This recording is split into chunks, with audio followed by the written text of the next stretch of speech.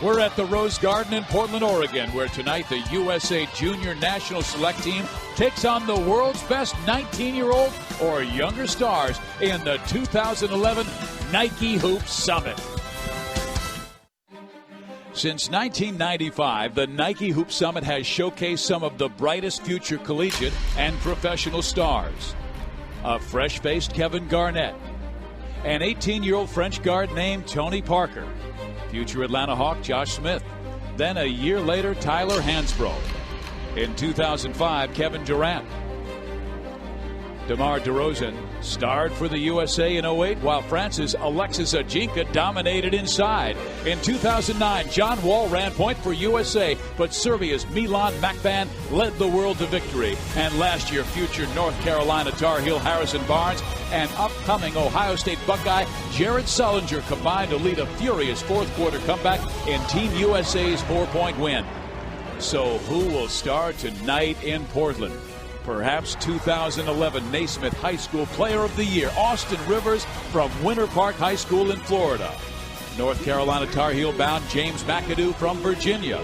Or World Team forward Kyle Wiltjer, who'll play for Kentucky next fall. The best teenage players in the world meet right now in the 2011 Nike Hoop Summit.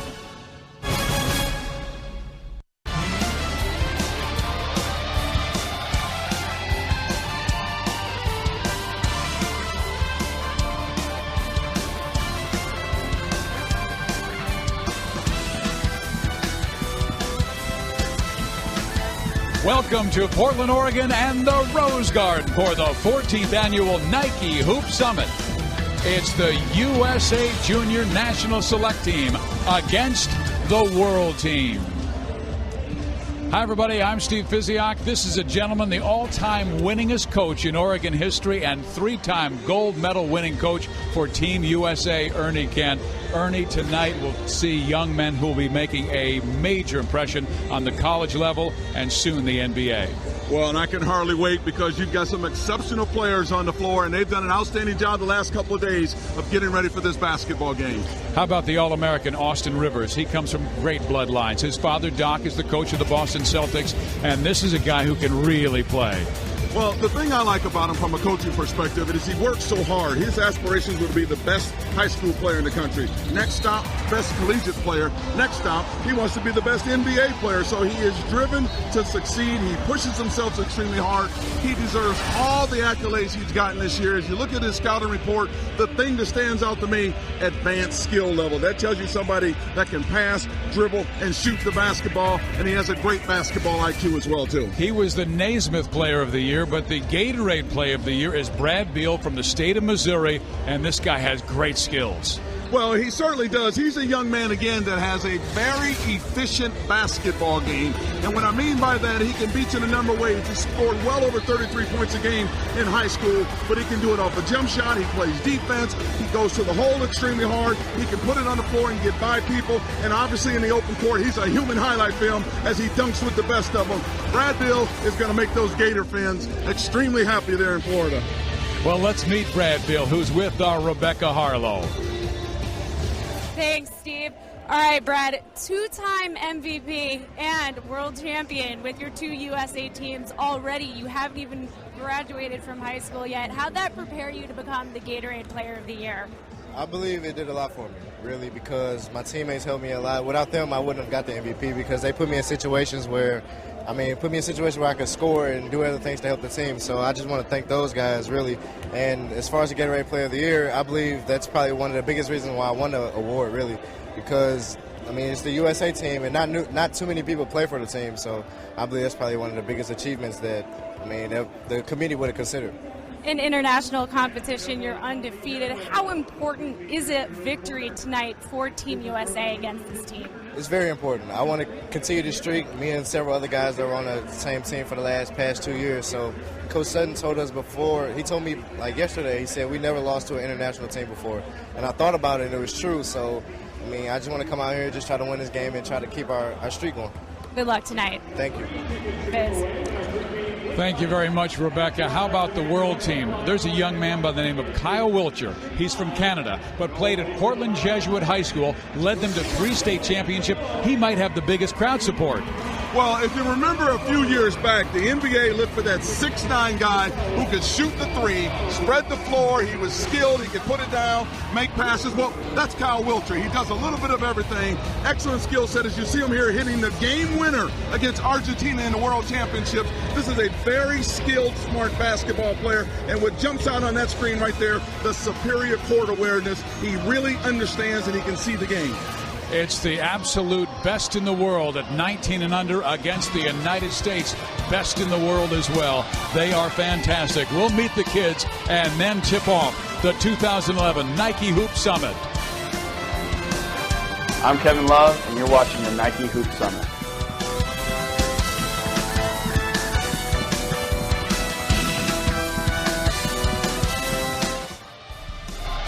The 2011 Nike Hoop Summit from Portland, Oregon is brought to you by Nike Basketball and by USA Basketball.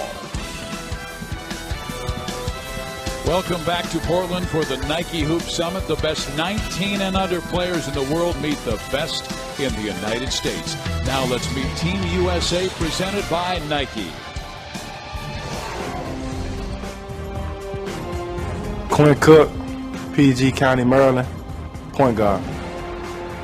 Tony Roten, Seattle, Washington, point guard.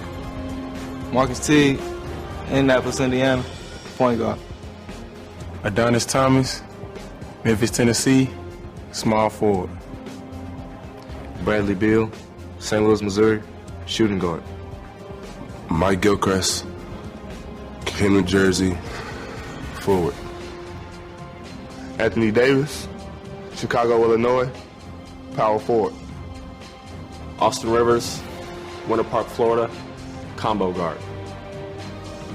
James Michael McAdoo, Norfolk, Virginia, forward. Rakeem Christmas, Philadelphia, Pennsylvania, forward center. Kevin Sutton, Claremont, Florida, USA Basketball head coach. The U.S. has a 10-3 advantage over the world in the previous 13 games. Now let's meet the World All-Stars presented by Nike.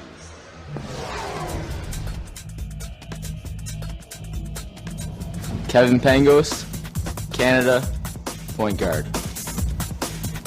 Raul Neto, Brazil, guard. Mateusz Ponitka, Poland, shooting guard. Guo Ailun, China, point guard. Ivan Fournier, France, shooting guard. Dāvis Bertāns, Latvia, small forward. Bismarck Biyombo, Republic Democratic of Congo, power forward. Dario Šarić, Croatia, forward.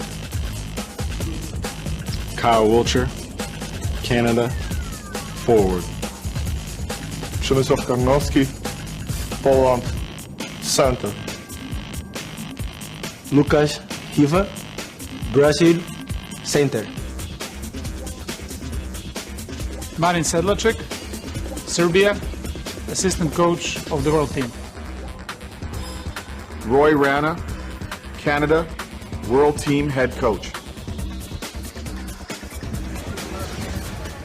The Nike Hoop Summit is an annual game played under international rules. Ernie, the USA must make adjustments from NCAA rules to international rules. Well, the biggest adjustments I see, the plus for the world team is going to be knocking the ball off the rim, because that's totally different than anything U.S. players have done before. The plus for the U.S. team is the backcourt violations, 8 seconds. This team can press you after they score, and I think that's going to cause the world team some problems.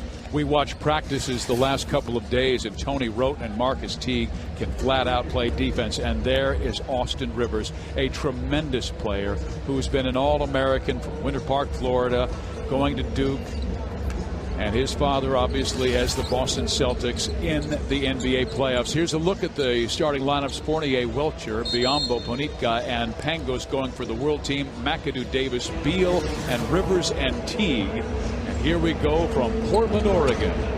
It is controlled by the world team And at the controls is Kevin Pangos, and there are a lot of people who think he could set an assist record this year. He is a marvelous quarterback on the floor. He is an excellent floor general, and you can see already this team has terrific spacing, which is a trademark of teams from Europe, that they really space the floor well. They're really good at making the next pass. So it's going to be really interesting just to see how patient and how solid we are defensively. This is the country's premier annual basketball game for high school age boys, the Nike Hoop Summit. Wiltjer misses badly, but it's picked off by Biyombo and finally knocked away and controlled by Marcus Teague, and he can fly.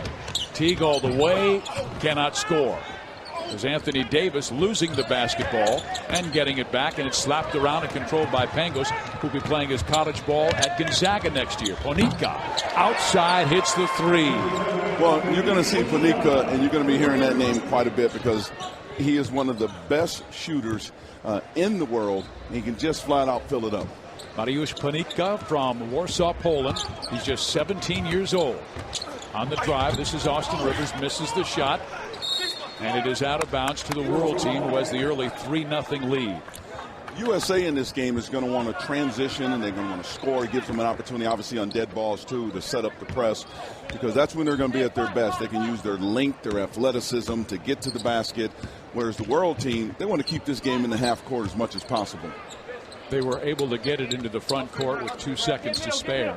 Evan Fournier, who is from France, plays for the team Poirier. And Marcus Teague knocking that ball out of bounds. Pangos, the point guard from Canada, be playing at Gonzaga. We told you that. Anthony Davis, who's a big-time star from Chicago, Illinois, gets it off to Beal, and look at that pass to James McAdoo.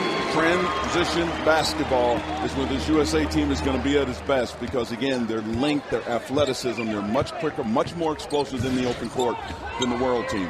You and I really loved watching the complete game at the practice yesterday of Brad Beal from Chaminade Prep in Missouri, who averaged 33 points per game this year. Well, the thing about Beal is he's a very efficient basketball player that really understands the game. I mean, he's on this end of giving a great assist. He could have been on the end of dunking it, but when he gets out in the open court, whether he has the ball or whether he's finishing the play, he's exceptional. We're going to talk about his efficiency all night long. Pangos misses the free throw, and McAdoo picks it off. James McAdoo averaged 11 rebounds per game at his high school this past season in Norfolk, Virginia.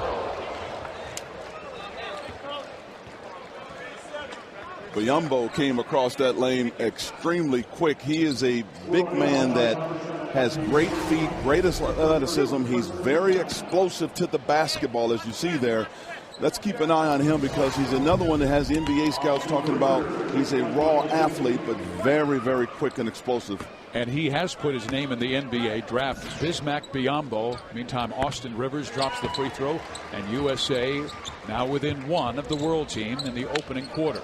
We'll have 4 10-minute quarters.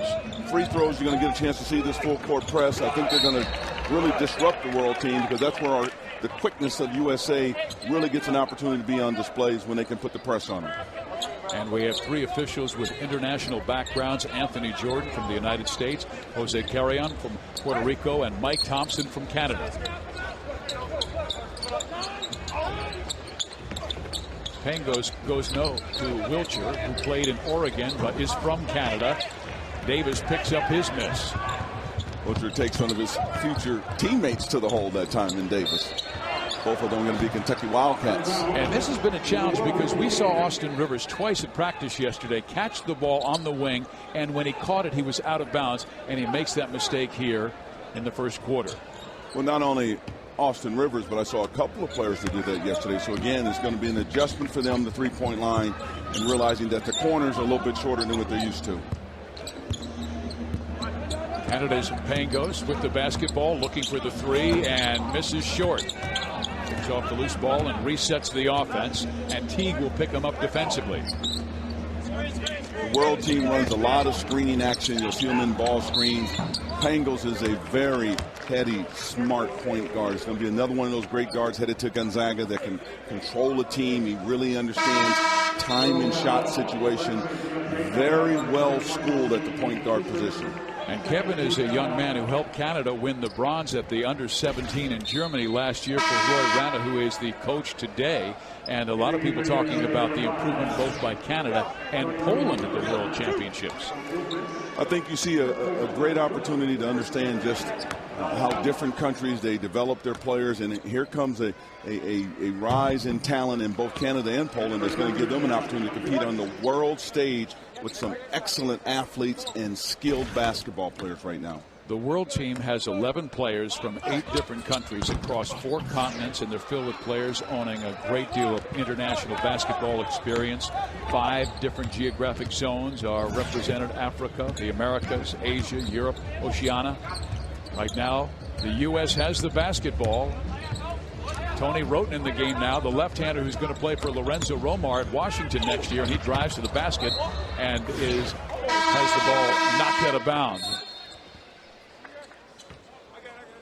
Tony is a very explosive basketball player. You just saw a good look at his athleticism to go in there and challenge a 7-footer and try to get his shot off. But left-handed players are real crafty basketball players and tough to guard. But he is an explosive player that knows how to play. Great basketball decision right there by Tony Roten. He averaged 8 assists per game at Garfield High School in Seattle, and Lorenzo Romar will welcome that because he's going to lose a great guard in Isaiah Thomas. Well, he's Ponitka from Poland missing the shot, and it goes out of bounds. Kidd-Gilchrist was on the finishing end of that dunk, so Jim Boeheim is going to welcome that too, because, I mean, you're talking about a long-arm athlete, and I talked to Jim Boeheim, and he said, you know, if he can develop as the power forward, we could be really good next year, because they only really lose one basketball player off that basketball team at Syracuse. So you see Tony Roten puts it on the floor, great assist. Look at the explosiveness by Kidd-Gilchrist. He's going to be one of those players that if he can handle the power forward spot for Jim Boeheim and Syracuse, they have a chance to be one of the top teams in the country next year. And he's hungry about getting better. He's participated the last 2 years in the Amari Stoudemire skills camp. Coming up with the loose basketball, Fournier, and he zips it ahead to Kyle Wiltjer from Canada, who went to Jesuit High School in Oregon, leading them to 3 state championships. Quinn Cook, he had ice on his knee yesterday, but he's on the floor now, going to Duke, playing for USA. Gilchrist has it go out his hands, and it's controlled by the USA team. But we lose the basketball as Kidd-Gilchrist was out of bounds when he touched it. You're going to hear us talk about skill. When we talk skill again, it's the ability to pass the basketball and make open court basketball plays, the ability to shoot it, the ability to understand the game. And with the world team, the majority of these players are already playing professional basketball in their own country, playing against much older players. They have a much different type of mentality in terms of the skill set. Alan Guar also in the game now. He is from China. 17 years old, 6'4", 180. And it's interesting, we have talked to Chinese people who say that his name is Ellen Guar, but when he introduced himself in the lineup, he said it's Guar Ellen. We'll go back and forth all night long, I'm sure, on that one. Here's the USA team. Quinn Cook flipping it off. Beautiful pass to a slam dunking Michael Gilchrist. So USA, very skilled, but along with that skill, they are a very athletic basketball team. This team is a joy to watch in practice. They're quick. They've got great length. They've got a lot of pieces over there that can play several different positions. And again, they're at their best in the open court.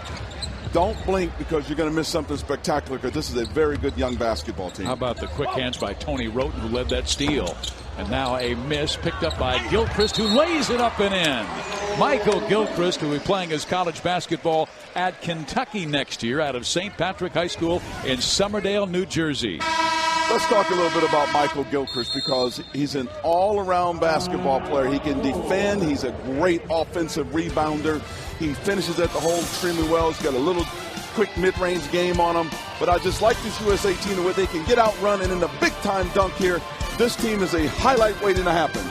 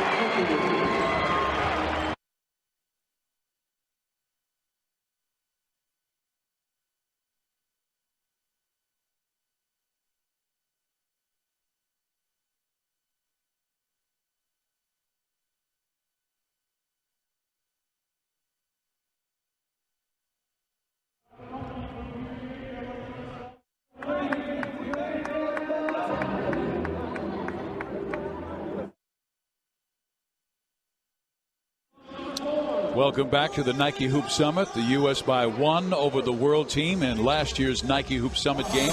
The World Team held a 15-point lead late in the third quarter as Enes Kanter dominated inside.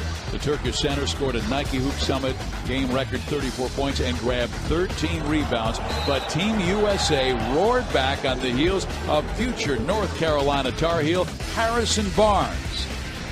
And also incoming Ohio State Buckeye freshman Jared Sullinger, who combined for 22 fourth-quarter points. Team USA won that game 101-97. Barnes finished the game with 27 and Sullinger with 22.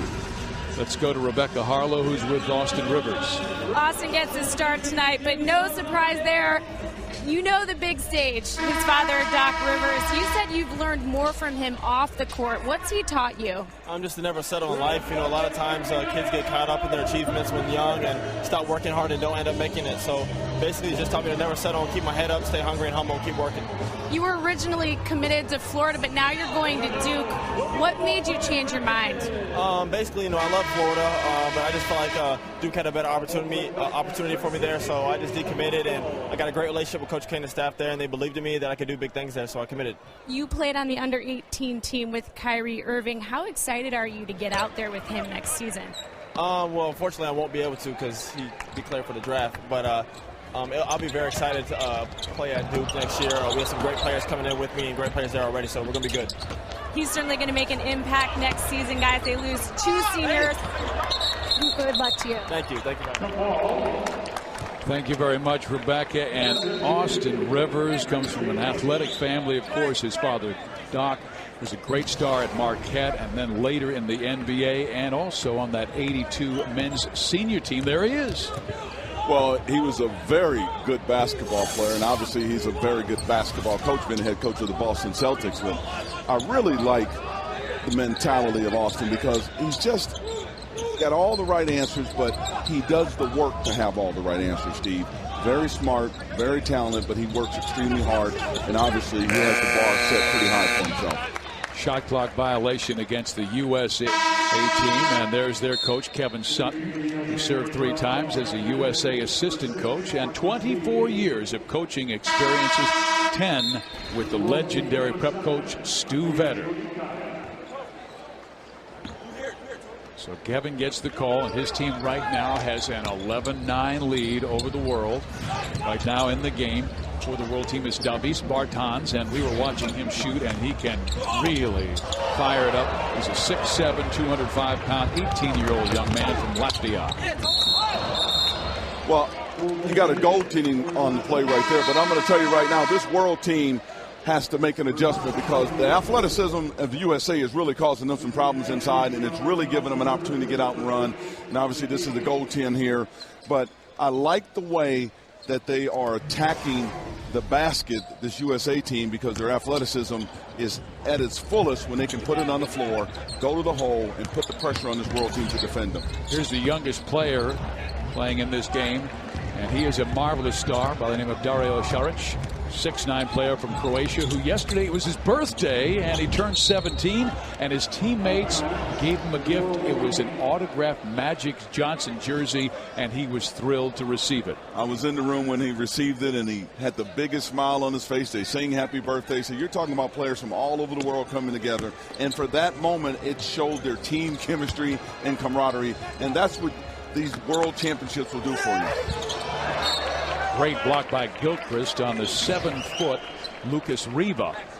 Now the foul is called. Lucas Riva is out of bounds. Long athlete. When I say long, he's very quick to block shots. He has like a 7'6", 7'7" wingspan to go along with that great length of his, and he's explosive to get up in the air to block shots. So the pro scouts are drooling over him right now because he's at an early stage in his development, but he has an opportunity to just be an outstanding basketball player. The World Team having a tough time against the U.S. defense. They are just 3 for 16 in this game. And I called him Lucas Riva. Even on the back of his jersey it says Nogueira, but he calls himself Lucas Riva Nogueira, but would rather go by Lucas Riva or what his teammates call him, Bebe. Bebe, I like that, Bebe.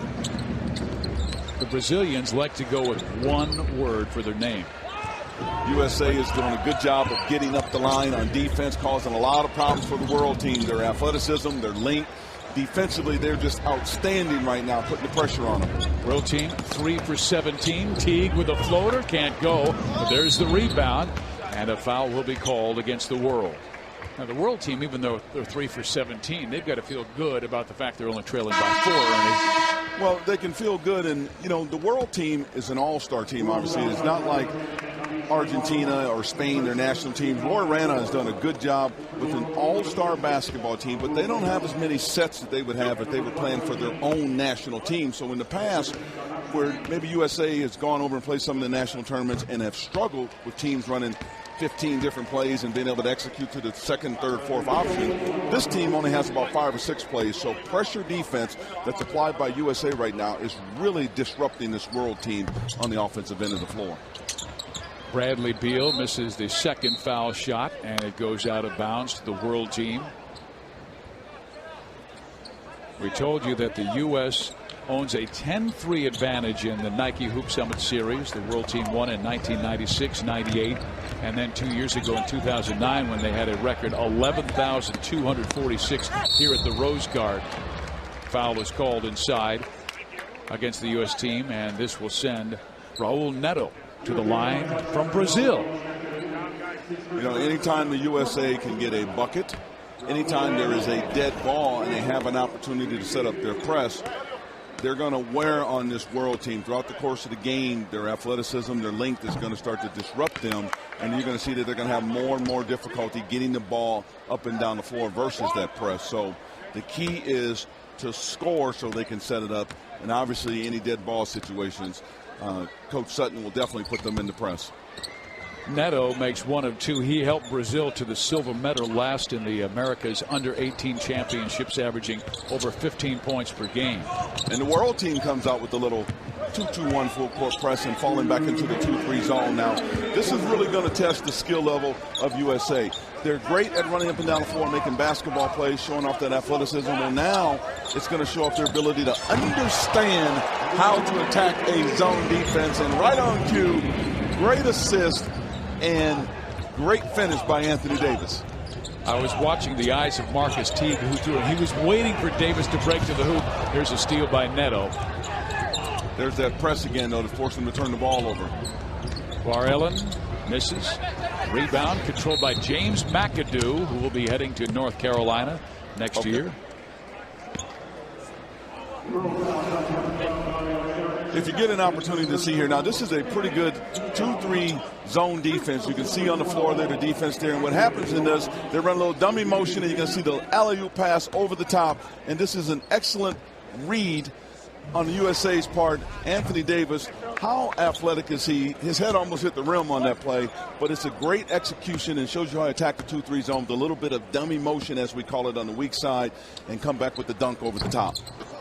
Anthony Davis is an interesting story because he went from 6'2", a relatively unknown guard, to the high school player of the year candidate because he has grown 6 inches in the past year and 8 inches since his sophomore year. He's in the middle playing defense, and Anthony Davis now 6'10", 220. Now, to put that in perspective for all of you point guards out there, you can imagine a point guard with great ball skill. That's what he was, a 2-guard. Exactly. So let's take John Stockton and turn him into a 6'10" guy. Can you imagine how good he would have been at the NBA level? Well, that's what happened to Anthony Davis. He was a 2-guard with tremendous ball handling skill, and then just shot up 6-7 inches. And now here he is at 6'9" with all of that skill, so he has the ability to shoot the 3. He can put it on the floor. He has the mid-range game, tremendous offensive rebounder as well. I wonder if John Calipari was recruiting him to Kentucky when he was 6'2". Well, either that or he ought to give whatever assistant coach there a bonus who had the opportunity. Is that Kenny Payne? Yeah, that's when you're talking about projecting where a kid was going to be. I don't think they projected him, 3 years ago when you had a chance to take a glimpse at him that he was going to be 6'9", but certainly they can project him now to be an outstanding player for Kentucky. Anthony told me his mom didn't project him. His mom is only 5'5". Way to go, Iriana. And his dad, Anthony, is 6'1". He just kept on growing. Here's Austin Rivers back in the game with Bradley Beal and Marcus Teague. So they're going with the Flyers on the floor. Teague has to take the jump shot. There was just 3 seconds left in the shot clock, and Biyombo grabs his miss. The zone has USA spread out and doesn't give them as much of an opportunity to attack rebounds because they got to come the distance, and the world team has the inside position on them. Well, we get a first look at Przemek Karnowski. And here is Austin Rivers all the way on the drive. Beautiful through the lane. He is so smooth. Skill, skill, skill. The ability to put it down, the ability to make basketball decisions, and the ability to explode and read situations. That, to me, is his greatest gift. He is a very skilled basketball player. Brad Beal with the steal, and Brad Beal will be going to Florida next year. Billy Donovan had to be thrilled when he was able to get his letter signed. Well, he's getting the Gatorade National Player of the Year, a efficient basketball player. He does a little bit of everything. He defends. His scoring average is just off the charts. Can you imagine 33 points a game? You and I together probably couldn't average 33, and Dr. B and our producer on the truck together couldn't average 33, but that is a very gifted basketball player with that kind of point production. Ernie, the other thing I like about him, I know Chaminade Prep in Missouri, very tough school, and he was on the honor roll. He was on the honor roll, and when you have a chance to speak to him, like so many players on this USA team that we had a chance to talk to, they're all articulate. They look you right in the eye. You can feel the warmth in them. There is some great parenting by mom and dad or grandma or auntie that's gone on in this team. But it's been a village that have raised these young men because they are excellent in their personalities and how they approach adults. The U.S. has the lead, 20-12 over the world, but the world team shooting just 3 for 21 in this game's first 10 minutes. The Nike Hoop Summit continues. It's the 14th annual classic from Portland, Oregon. We'll be right back.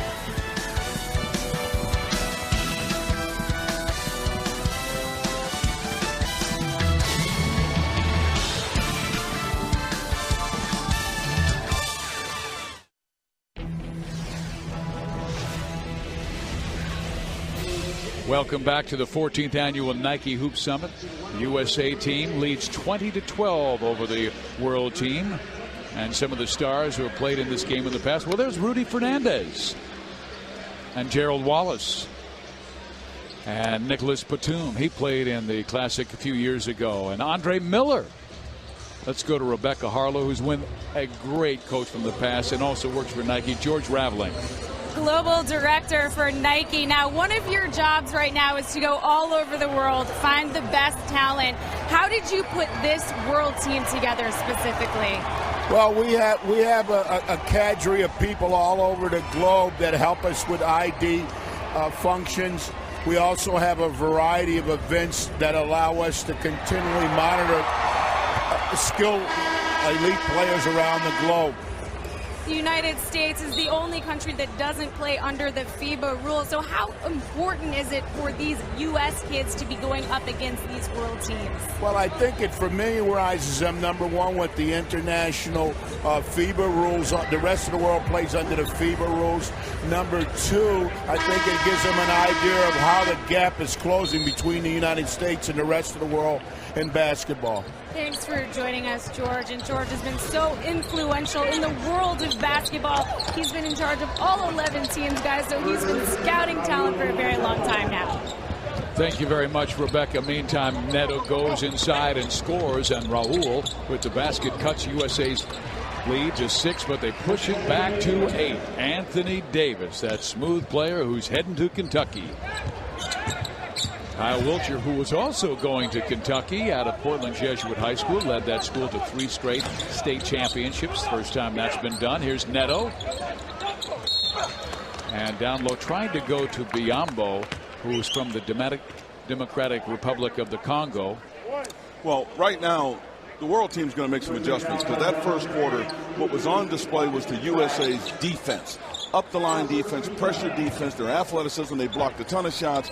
They've got the world team at 14% from the field, 16% from the three-point line, and they're going to have to make some adjustments to go inside. And you saw an excellent opportunity. The quickness of Biyombo is just incredible for a guy his size to be able to move like that. They had him doubled, and he still spun to that baseline. Neto with the steal, and Raul has it knocked away by Teague. Neto gets it back. Now he scrambles for the basketball, and it goes out of bounds to the world team. He was very aware of Teague's presence. Well, I'll say again, the athleticism of this USA team, they can make mistakes and then recover on defensive because they're so athletic and so explosive, and their length is something to behold. This is a very long basketball team. Biyombo trying to take it back inside. This is a marvelous talent, and I talked to some NBA scouts yesterday who said he might be a first-round pick this year at the age of 18. Well, the reason for that is he's strong, he's athletic, he's quick of foot. Look at this post move. He's very, very agile for a guy his size, but yet he's still raw. What I mean by that is he hasn't refined his game where he's not smooth and polished. So his upside is huge, and I think that's why so many pro scouts look at him right now and say, boy, he has a chance to be a good player. Ernie, he was introduced to basketball in high school. 2 weeks later, he was on the national team. How about that? Unbelievable. He then went to Yemen and then also to Spain. He's playing for Spain, where he had a little mix-up there because they didn't want to let him out of his contract to play in this game, but he had it written into his contract. This game, the Nike Hoop Summit, was so important to Bismack Biyombo. He had it written into his Spain contract that he could get out and play in it, and here he is. Well, and the reason it was important is for the NBA scouts to see him up close and personal, and he's certainly working very hard to make sure they do see him. And if you don't see me now, you will see me soon, because that was pretty impressive to go up and dunk on 3 USA players. Not 1, not 2, 3 USA players. Hakeem Olajuwon didn't have a lot of experience before he became a major star at Houston. Can you see me now? Yeah, Quincy Cook with the basketball, and now Quinn Cook from Oak Hill Academy going to Duke. He is the point guard. Count the basket for the USA, and it's Kidd-Gilchrist. When you have an opportunity to see a player explosive as Quinn Cook, you know, Duke's going to lose 2 really good guards, and they're getting in Cook and Rivers. I mean, those are 2 of the best guards in the country, if not the 2 best guards in the country. That's going to be one of the best backcourts that you're going to see in college basketball, even at a young age, because they're both explosive, they're smart, they know how to play.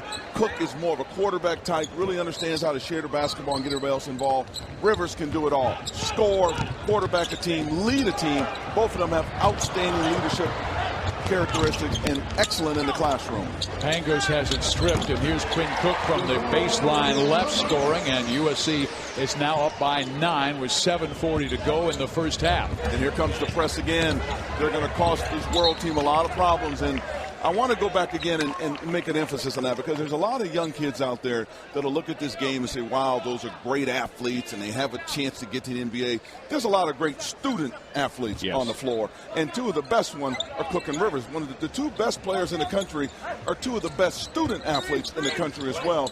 That's impressive, and young people need to understand that there's a direct correlation with smart play, smart students, taking care of your business in the classroom as well. Nice move by Francis Fournier, who scores off the glass.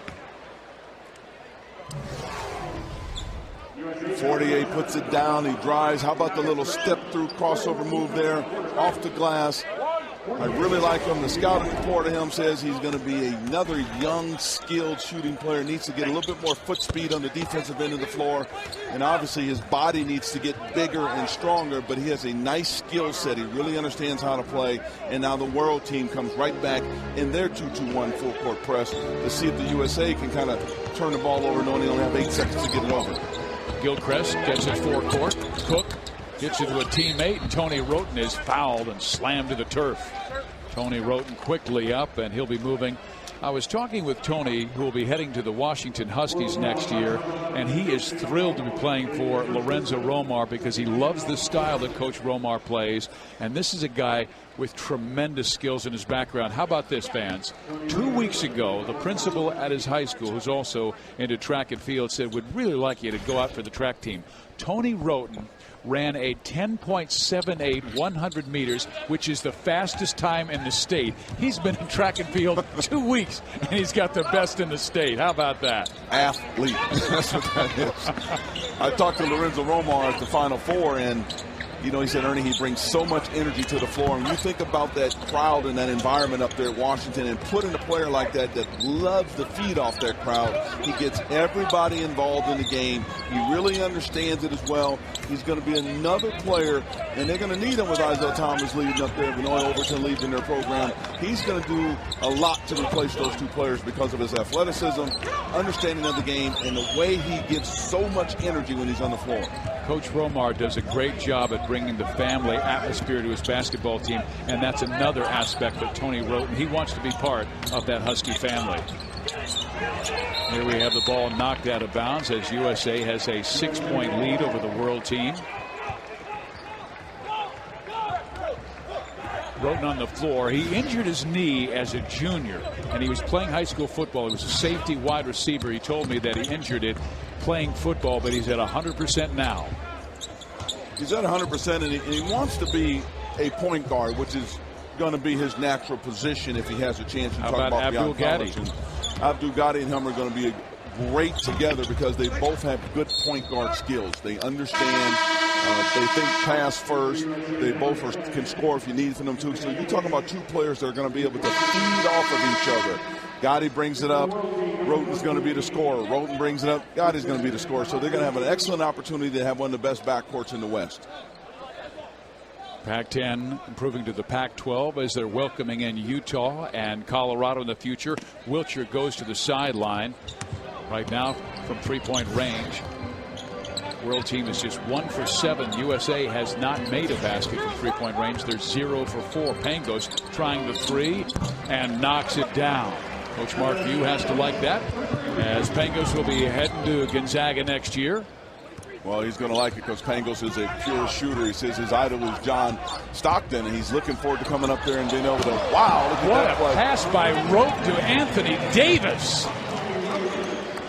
You know, Pangos, to finish my thought there, you know, John Stockton has meant a lot to that program up there. He played pickup ball with those guys and give them a few pointers in the offseason, but more importantly, I said, well, what about Steve Nash? That's another Canadian player that was pretty good as well. Mariusz Ponitka from Poland misses the shot. Here comes USA, led by Tony Roten. And Roten is immediately fouled by Evan Fournier from France. You know, Roten, his skill set is really good. He is a pass-first type of basketball player, and here's a great no-look pass to Anthony Davis. Again, one of the things Lorenzo Romar told me about this young man, Ernie, he is a terrific passer. He gets everybody else involved, and he plays at such an energy level that's going to be contagious to his teammates. I love the young man. I had a chance to see him play all through high school. I'm happy to see him back at full strength from the injury because he is a very exciting basketball player. That Husky fans, get ready. You're going to love him up there. I know you've seen him a lot, but I think he's going to bring a lot to the table for that Washington team. Austin Rivers gets it to Quinn Cook. They move it around to Bradley Beal. Back to Cook, who tries to drive and sneak it inside. Saved by Davis, who throws it up and almost knocked it down. It hit the iron, but they say it's still a shot clock violation. That's why Davis had to throw it wildly. He did read the clock and made the shot, but it did not go in. Bisnak Biyombo is the star from the Democratic Republic of the Congo, and he showed a great move there.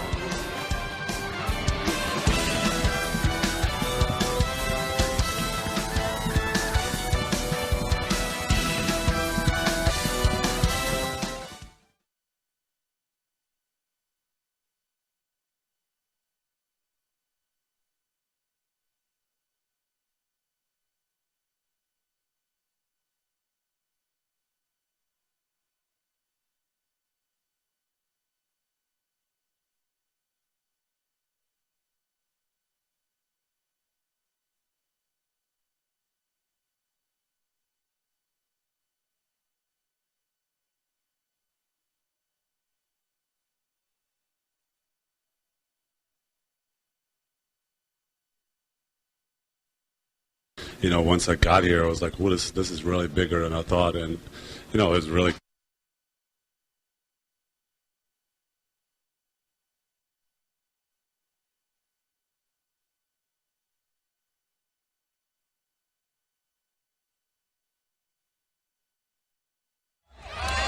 Kevin Sutton talking with his USA stars as we continue the Nike Hoop Summit in Portland. And our Summit all-time scoring leaders, I mean, we've had the very best. Enes Kanter set the all-time record with 34 last year. Dirk Nowitzki from Germany with 33 back in 98. Wayne Ellington went for 31 for USA, and Hans retired him in 2005. We talked with Dirk about how this game helped him coming from Germany. You know, once I got here, I was like, well, this is really bigger than I thought. And, you know, it really kick-started my career. I mean, back then I was still planning on staying in Europe or, you know, maybe going to college. But after that game, everything was, you know, just, you know, the NBA, the scouts were everywhere. I had to give my first interview in English after the game, which was atrocious at best. But he has improved that English and his game. In '98, he was special. Rebecca Harlow is with Canada's Kyle Wiltjer. Kyle on the world team, but definitely also playing at home in front of the home crowd. How great is it that you are getting to play this game here in Portland? It's a great feeling just being here in front of all my friends and family. And this is my last game in Portland, so hopefully it can be a good one. And you've got hundreds of people out here to support you, but Team USA doing a nice job defending the perimeter. How can you continue to fight into this ball game? We need to not give up second chance points. We need to hit the glass harder. We just got to be careful with the ball. We were very sloppy in that first quarter. Now, you're in an interesting situation here because you've got dual citizenship. So how did you decide to play for Canada versus the United States? My dad actually played on the Canadian national team, so that was a huge factor and the reason why I chose Canada. My dream is to play in the Olympics someday, so I thought my best bet would be to play for Team Canada. Thanks so much. Appreciate your time. No problem. Guys, this is one guy who's going to make a huge impact next year in the college game as he heads off to Kentucky, who gets lots of these Nike Hoop Summit guys. 4 players in this game going to Kentucky. Rebecca talked about his dad, Greg, and did you know that his father, Greg Wiltjer, was the second-round pick by the Chicago Bulls in 1984? The first-round pick was Michael Jordan. And Greg, of course, played for Canada in the '84 Olympics in Los Angeles. His dad also played for Spain, Italy, Greece. Great athletic family. Well, great athletic family, but you know how dads still want to play with their kids? I'm still putting my money on Kyle right now because he can flat out shoot it. You know, we just saw a jump shot down there by Brad Beal. What a perfect-looking jump shot. Great rotation that comes off. I understand now why he's such a prolific scorer because, you know, you saw him in the open court before. He can finish and do things like that. But for him to get his feet set and the rotation on his jump shot is almost picture perfect. Look at that look on that shot. That's just beautiful rotation, right in rhythm. He plays with such a calm and such a poise. You can understand why he was the Gatorade Player of the Year and why those fans are going to just love him at Florida. The Gator fans and Billy Donovan as Beal heading off for Florida next year. USA currently has a 32-24 lead over the world, and the world makes it 25. This jump shot, it has the mechanics for all you young players out there. Look at his mechanics. Feet are together. None of that kicking up in the air. When you get to be Kobe, you can kick it up in the air. Right now, work on your mechanics. Straight up, straight down, landing on 2 feet. Great rotation. Here's Tony Roten. Tries to alley-oop it up to James McAdoo, but the pass too high. James McAdoo on his way to North Carolina. I spoke with Roy Williams, and he talked about him being a little bit like Marvin Williams that played at North Carolina. Slasher, does a little bit of everything, being the nephew of Bob McAdoo. He is a fabulous player, another well-mannered kid. Really like his attitude, really like the way he approaches you, and he's another one of those players that are going to be a great one there for those Carolina fans to look at. Did they say the basket is good? Was it a goaltend? I know there was a foul call, but it was on the shot, so did they call it a goaltend? James McAdoo now sits down. Right now they have not put 2 points up on the board, so apparently it was not a goaltend. I thought one of the officials called it that. Biyombo, meantime, misses the first foul shot. Biyombo is one of those players also that in Europe, you can be on loan to another club. You can play for one club, and they can loan you over to another club at a lower level to play as well, too. You can touch the ball when it's on the rim, but That last shot by Biyombo had not touched the rim yet. It was knocked away by Anthony Davis, but a lot of fans think that might be goaltending in the international game. You can get involved with that rim when it's up there. Yes.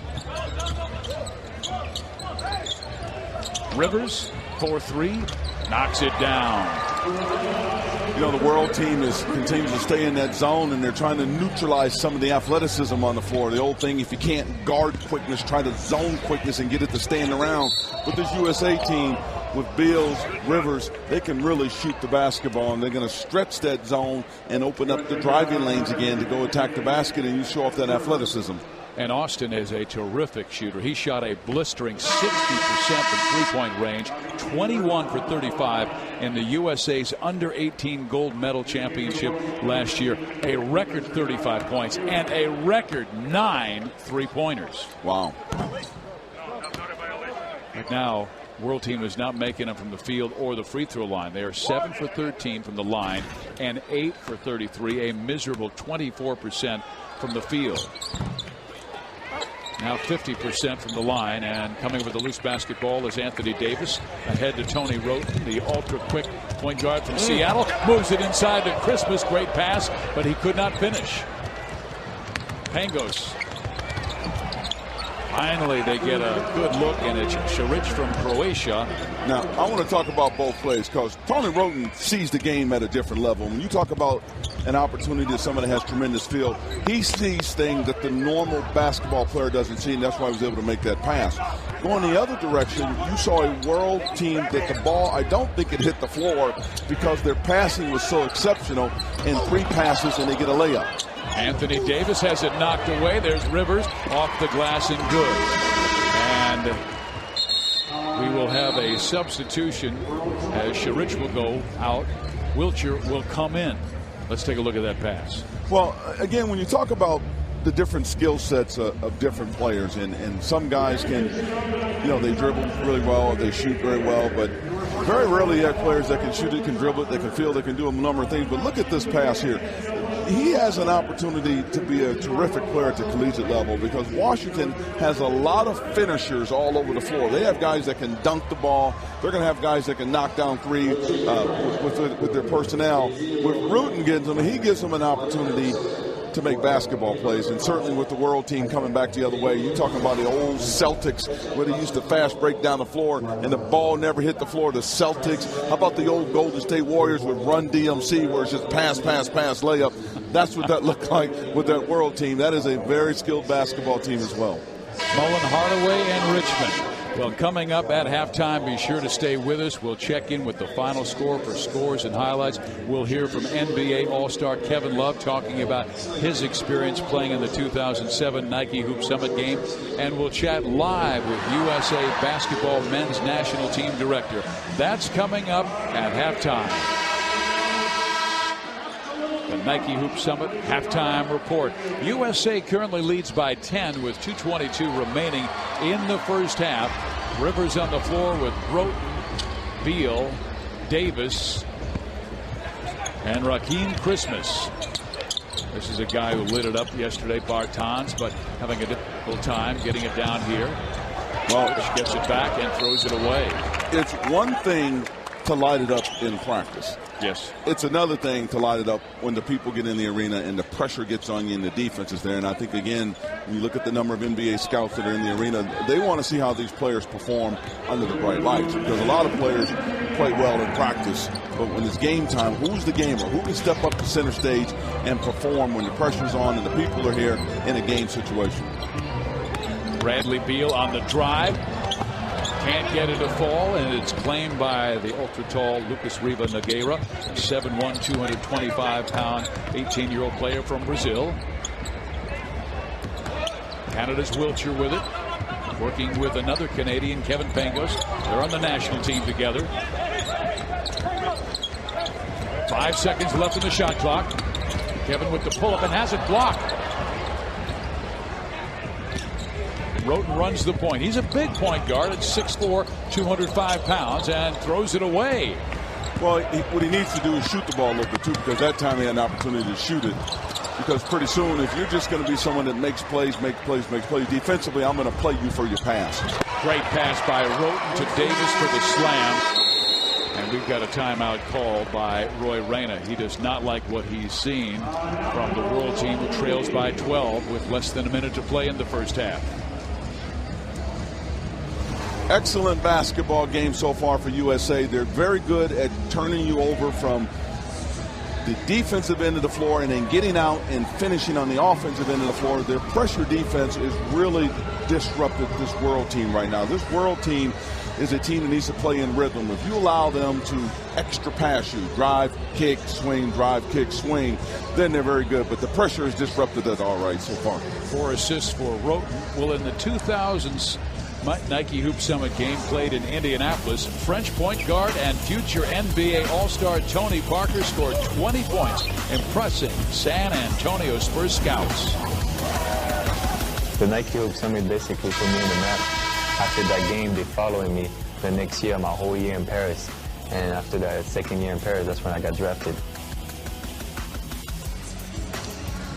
Tony Parker, outstanding player for the West champion San Antonio Spurs. And Evan Fournier from France plays for Poitiers, and he has a film crew following around from his Poitiers team. So in other words, he's a big celebrity back home. Big celebrity back home, and hopes to be a Tony Parker in the future in the NBA. Well, Tony Parker is an example of how European basketball, George Raveling talked about closing the gap. I think they've closed the gap because he is an exceptional basketball player. Well, the world team had 6 players on the floor as Lucas Riva Nogueira was out there and then walked off the floor. So are they going to let it go? Because it should be a technical foul. Well, I don't know, because Coach Sutton was all over that. He was jumping up and down and telling them they had 6 players on the floor. I can't believe they're going to let it go. Maybe they should have let the play go a little bit more and let them score, then tell them. But I guess it's a friendly game, and USA wants to show that they're very friendly. They're going to give you an opportunity to get that 6th man on the floor. Wiltjer inside scores. So world team is able to cut it down to 10 with 31 seconds left. Separation of game clock and shot clock, 8 seconds. Let's see the heady guard play here. See what kind of time and clock management. How about Rivers pulling up and knocking down a 3, his 2nd tonight. Manage this. Almost a steal. Here comes Neto. Into the corner it goes. Bartans, who sinks the 3. Davis Bartans from Latvia.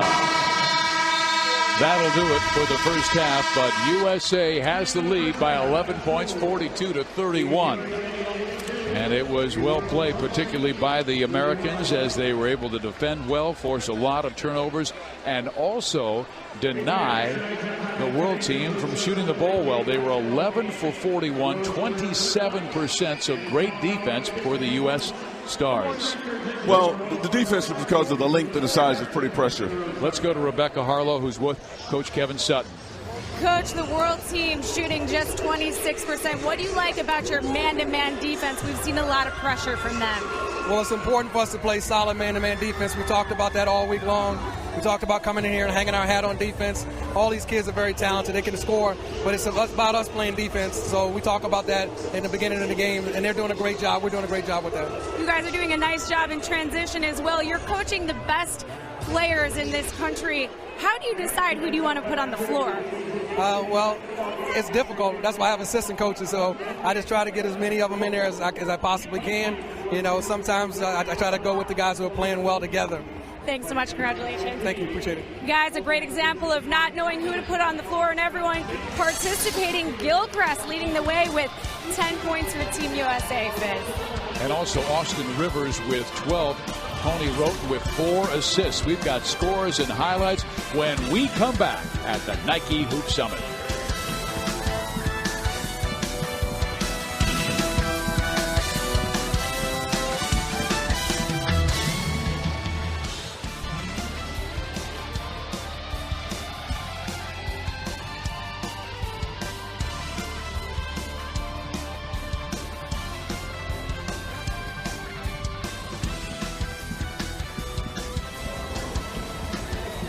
Welcome back to the 2011 Nike Hoop Summit game here in Portland, Oregon. Team USA leads 42-31 over the World Select team with solid defense and 54% shooting. I am down here on the floor. This is Rebecca Harlow alongside Sean Ford. He is the men's national team director. Now, big news for the under-17 team. What milestone did you guys cross last year? Well, we won the first ever 17 and under World Championship last year in Germany, and it's a new competition at the world level, and it's really been a good thing for USA basketball. It's allowed us to develop some of the best young players in the country at such a young age for our developmental national team, and for the first time ever, we've had a group of players together prior to the Hoop Summit. So 7 of these players were on that team and really made a statement with the way they played. Team USA from top to bottom stays involved after the Hoop Summit. Talk about the past stars. Well, you know, some of the other stars we've had, you know, Kevin Durant and Derrick Rose and Kevin Love, players like that played in the Hoop Summit in the recent years, in the last 4 or 5 years, and they've moved through our pipeline of national team players all the way up to being part of the World Championship team this past September. So from Olympics to World Championships, those players were developed first, starting at the Hoop Summit and through our junior national team. So it's an elite club of basketball players, and we're really proud to say that they're a part of USA basketball. Thanks so much for your time, Sean. And before we get started back here, we got to take a look back at the 2007 Nike Hoop Summit squad. 4 years ago in Memphis, the Nike Hoop Summit was chock full of high school stars ready to make the leap to major college ball. Michael Beasley grabbed 9 rebounds and then became the Big 12 Player of the Year at Kansas State. Kevin Love scored 13 points and then became the Pac-10 Player of the Year at UCLA. And Derrick Rose dazzled fans. Team USA reigned 180. It was an experience Kevin Love will never forget. We got to play in Memphis, in the FedEx Forum, which was a lot of fun. Being a high school kid, getting to go up against such great competition, but also playing in an arena in the NBA that you hope to be in the next couple of years. So, I mean, everything about the whole situation and experience was great. Kevin Love has continued his success. He is an all-star, but up next we got lots more from Team USA. It is 42-31 Team USA. On top, stay with us. Exciting second half to come.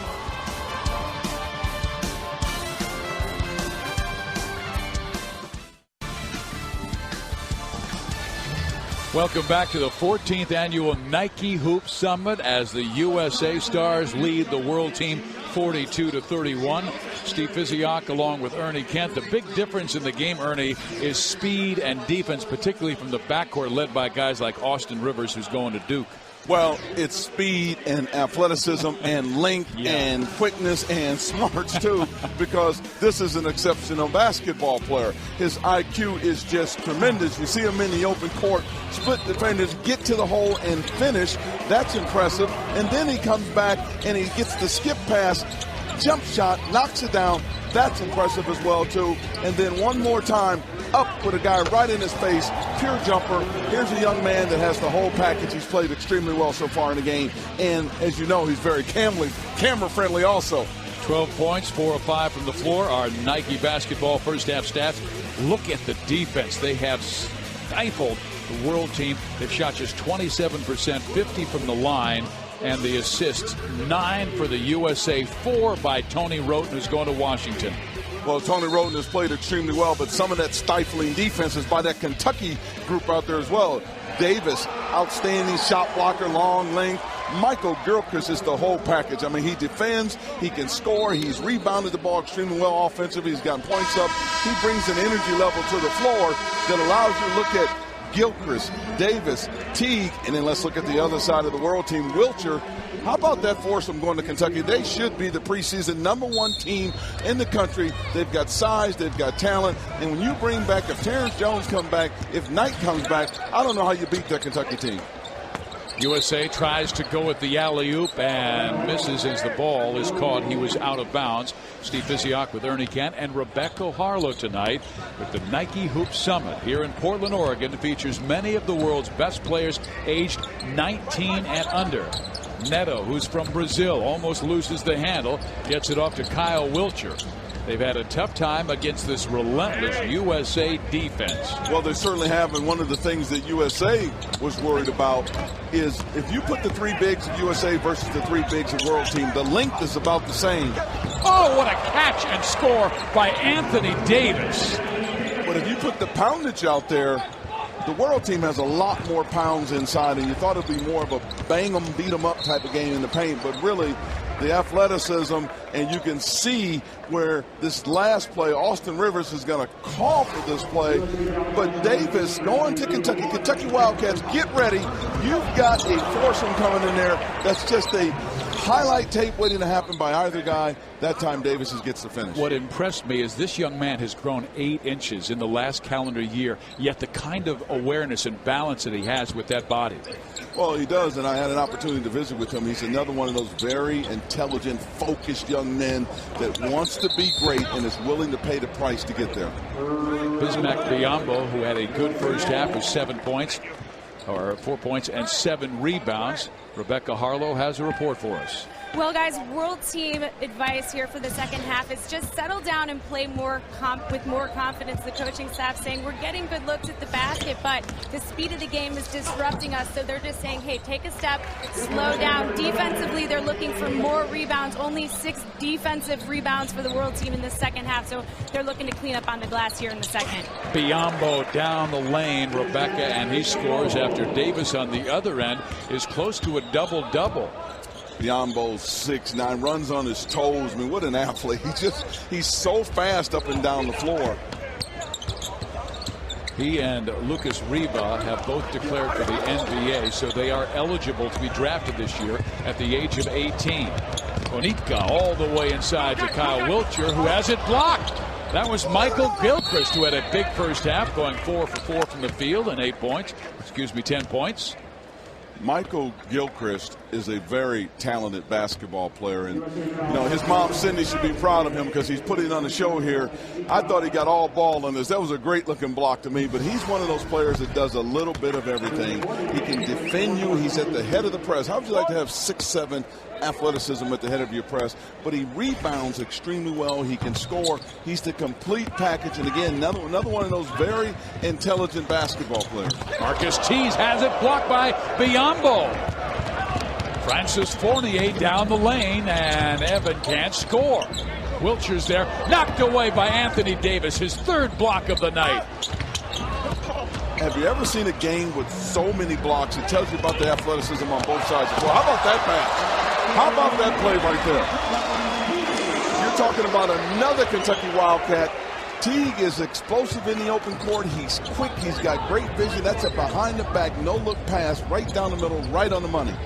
From Indianapolis, Indiana, Pike High School, going to Kentucky next year. Marcus's brother, Jeff, was a super player at Wake Forest and now playing for the Atlanta Hawks, and his dad, Sean, played for Rick Pitino at Boston University. Do you understand why they did not want him to come over here now, Steve? Because he is putting on a show for the pro scouts right now. I mean, you just don't get an opportunity to see that type of explosiveness in a young player that can go up in traffic and dunk the basketball. 4 of 6 from the floor for 8 points, and Gilchrist with a nifty pass to Davis, and Davis is beginning to pull away. He's got 16 points to go with 9 rebounds, one of the leading candidates for player of this game. Well, and that again, that was Wildcat the Wildcat. Get ready, Kentucky Wildcats. The Bluegrass State is going to be set on fire because you've got some athleticism coming your way that really not only plays the game but enjoys to play the game. They play with a certain amount of energy and intensity that I think people are going to love the foursome. Poland's Ponitka scores at the other end, pulling it down. Bradley Beal, the 6'4", 220-pound, 17-year-old player from St. Louis Chaminade Prep, going to Florida. Getting it off to Marcus Teague. Teague barely got it off in time. It hits the front of the iron. He barely got it off, but the World Team is having a problem with the quickness on the floor. And not only the quickness, but the length of USA because they're doing a great job of getting in the gaps on the offensive end of the floor, and they're attacking that zone where even though it's a zone, they're not standing around. They're penetrating and making basketball plays and still getting to within 2 feet of the bucket. But if you watch this pass here, you don't coach this. This is called feel for the game. That's not coaching. That's a player that has been in that situation time and time again, and he understands how to make the field. And how about he makes it to his teammate coming down the floor again? Kentucky has a loaded group. They had the #1 recruiting class last year, the #1 recruiting class coming in this year. Who are those assistant coaches? They need a raise. That's all I got to tell you. Lucas Riba-Nogueira from Brazil slams it down for the world team, and they pull within 10 of USA. Beal. Short as it skips over the iron, and James McAdoo was the last to touch it. James McAdoo, what a nice looking body on him. I mean, he's got good size. He's got definition already for a young player. He's very, very active around the basket. Told you before, Coach Williams thought he reminded him of Marvin Williams, where he's going to be able to score from you and do a lot of things. North Carolina's going to be very pleased with him because he plays very smart, heady basketball. McAdoo has it now as they skip it down the floor, and there is a foul called prior to. There's France's Evan Fournier, just 18 years old. Played for France's 18 and under 20 teams to the silver medal in the European Championships last year. Also on the game now is Tony Roten for the U.S., #5, leading his team in assists tonight with 4. Well, you also got Adonis Thomas on the floor, another great-looking athlete that can score the basketball. Memphis is just loaded with athleticism, and they can spread the floor, they shoot the three, they can attack you in transition. He's another one of those players that's going to fit right in nicely with a very athletic Memphis team. And one of the top young coaches in the game, Josh Pastner. Lute Olson taught him well at Arizona, and now he's doing it for the Memphis Tigers. Ponitka for Poland with the easy breakaway. World is within 8 of USA here at the 14th annual Nike Hoop Summit. Quinn Cook now at the point. Roten goes off to the wing.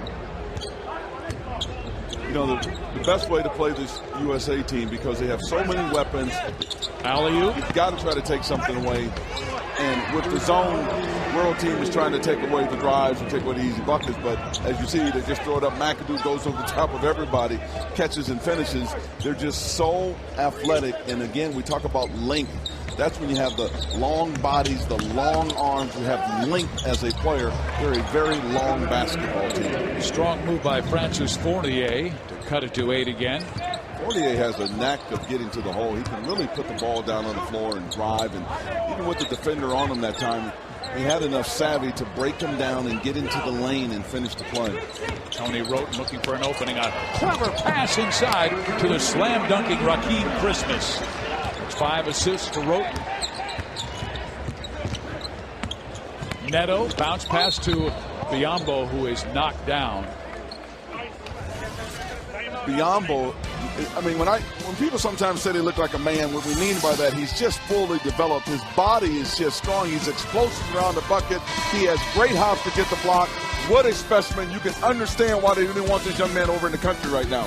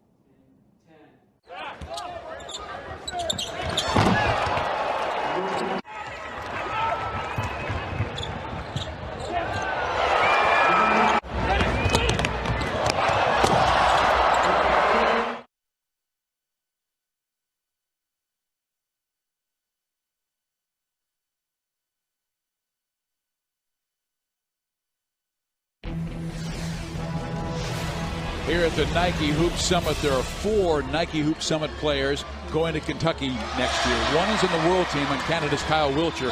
But how about 3 from the United States? Well, you're talking about 3 nice-looking kids and nice-looking athletes. You see here Davis over the top for the dunk. Very long, athletic basketball player. Here comes Gilchrist down the middle.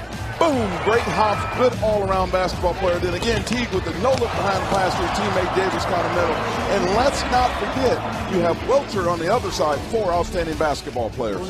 Our Rebecca Harlow is with one of those Wildcats, Anthony Davis. Yes, well, Fizz, one of the bigger guys going to Kentucky. However, that was not always the case. Anthony, you spent your life as a point guard, but then you grew about a half a foot in just several months. How has that helped your game as a big, the fact that you started out as a point guard? Well, it helps a lot. You know, I get rebounds more block shots. Finish around the rim, I can dunk easier now, so it doesn't put me at a big advantage. And I still carry my guard skills, so it makes it easier for me to get past bigger defenders and finish over them and shoot over them at the top.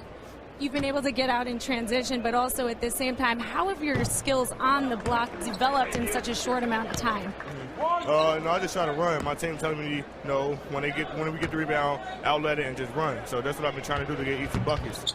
And my skill developed in the block because I try to contain the bigs more, and it makes it a lot harder because I'm at a disadvantage weight wise. But I still try to work hard and trust my help defense to recover.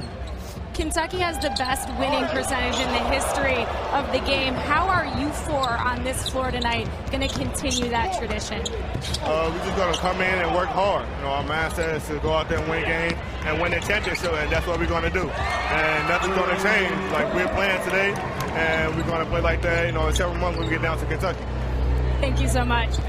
Fizz, if there's one guy who's going to fit into Kentucky's up-tempo system, it's going to be Anthony Davis right here, big with point guard skills.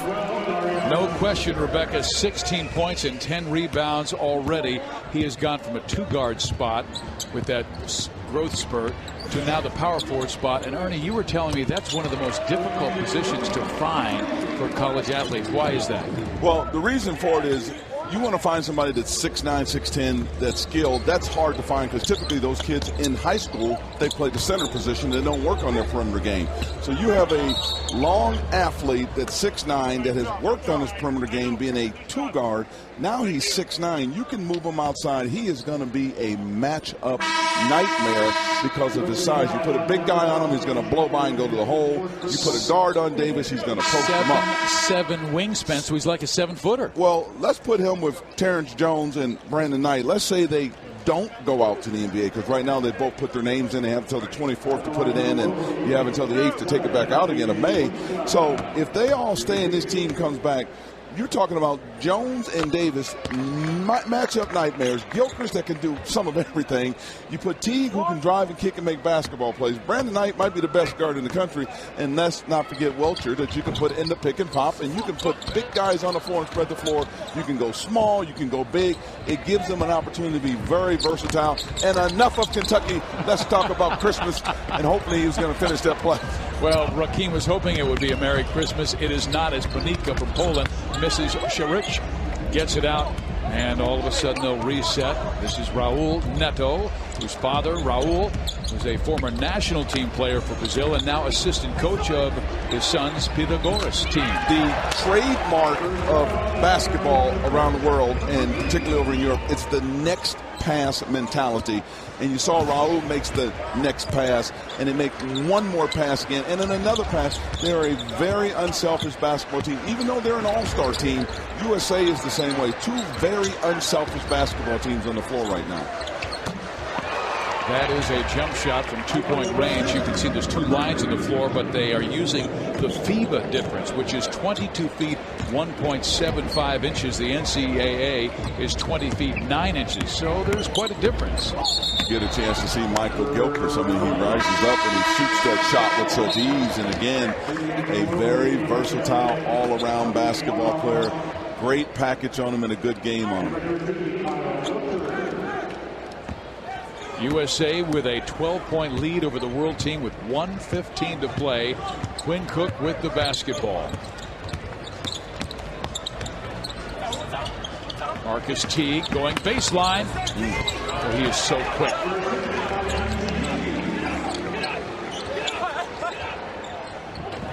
Sharich, well, and almost loses it, but Sharich gets it back and feeds it ahead to Bertans, who's in the game now. Davis Bertans. Bertans has really put on a shooting display in practice the last couple of days. He hasn't got a lot of looks here, and he has NBA three-point shooting range, but this USA team did a good job of taking a shot away. But you can see when he gets the look, he is lights out from NBA range, and that's one of the reasons the scouts like him. He shoots it with such ease. The shot is so pure, and he has range. He's listed at 6'7". I believe he's closer to 6'9" than 6'7". Well, he certainly is, and he's not a bad athlete either. He moves very well, pretty fluid, and he understands the game as well. Teague floats in, misses the shot. There will be a foul called. You know, we talked about before the game how much it's changed in terms of point guard play. 8, 9, 10 years ago, everybody ran 1-4 low or 1-4 flat. They put the 4 offensive players on the baseline, and the point guard would play out the shot clock. Now it's the high post ball screen where they play out the shot clock with the other 3 players on the baseline. The other thing that has changed in basketball is the floater. You notice how many more point guards at the collegiate level and the high school level shoot the running floater jump shot. It's something that's taught now because it's such a weapon to get it over the top of bigger centers. Instead of stopping and shooting the jump shot, it's to just float it and lay it over the top. Quinn Cook gets the miss by Teague and knocks it in off the glass, and there's that pressure again. The world team turns it over as they trail by 13 points.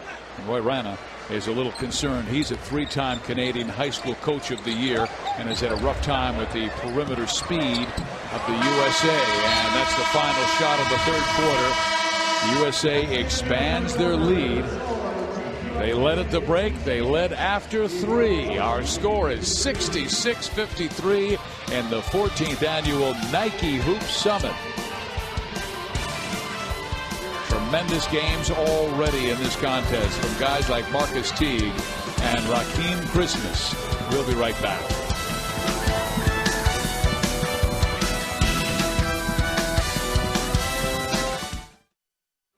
USA Select leads the world team by 13 points. The last couple of days, we've seen numerous scouts from the NBA, from all over. Well, we certainly have. I've obviously saw the Knicks here and several other NBA teams well represented. George Raven, coach of Nike basketball. Paul Hewitt, ex-Georgia Tech coach as well. And one of the players they were waiting to see was Kidd-Gilchrist, who's having a really terrific night. Well, the reason for that is he's just a complete all-around basketball player. You know, he's explosive in the lane, dunking over people. He's a great rebounder at both ends of the floor, and obviously he can finish. And he's one of those players that defensively he is really, really good, but he can get to the hole, makes all the right plays, all the right decisions. And right now he has 13 points in the game. He's 6 of 6 from the field.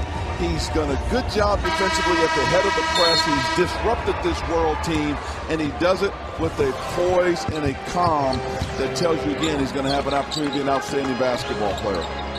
And I think that's 5 of 6 from the field. He missed one. How can he? Meantime, Wiltjer, who led Portland Jesuit High School to 3 state championships, knocks down a long-distance shot. On the drive, Teague gives it off at the last moment, but Davis cannot finish. Anthony Davis having a marvelous game already with 16 points. Here's Sharich outside, short. Teague ahead to Beal, and here's Brad throwing it down. You know, Steve, right now, if you're a Kentucky fan, you get a glimpse of the future. You have Kentucky Wildcats on the floor in Gilchrist and Davis. And then if you're a Duke fan, you see your future sitting on the floor with Rivers on the floor. And, of course, there's Teague on the floor for Kentucky as well, too.